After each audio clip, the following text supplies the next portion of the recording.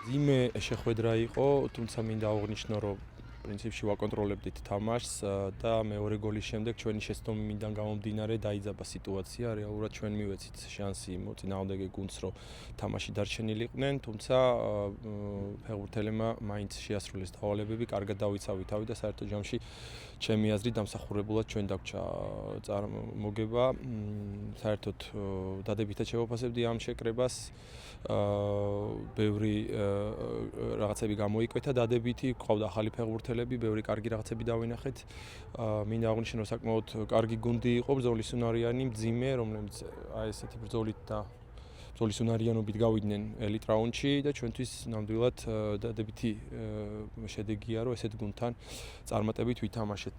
ჩვენ როგორც მოგეხსენებათ, ვემზადებით აპრილის B დივიზიონისთვის და ამ თამაშებს აუცილებლად ძალიან კარგად გამოვიყენებთ.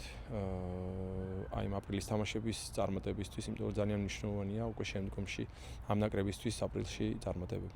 პირველ რიგში მადლობა მინდა უთხრა ჩემ სტაფს, ჩემ გვერდში დგომ ხალხს, ასევე ფეხბურთელებს თავიდან ბოლომდე დღეს დადეს ყველაფერი ამ მოგებისთვის. ასევე ძალიან სასიამოვნო ფაქტი იყო, რომ ბევრი მაყურებელი მოვიდა, ძალიან კარგია, რომ ესეთ ადგილებში იმართება ესეთი ძლიერი საერთაშორისო დონის თამაშები.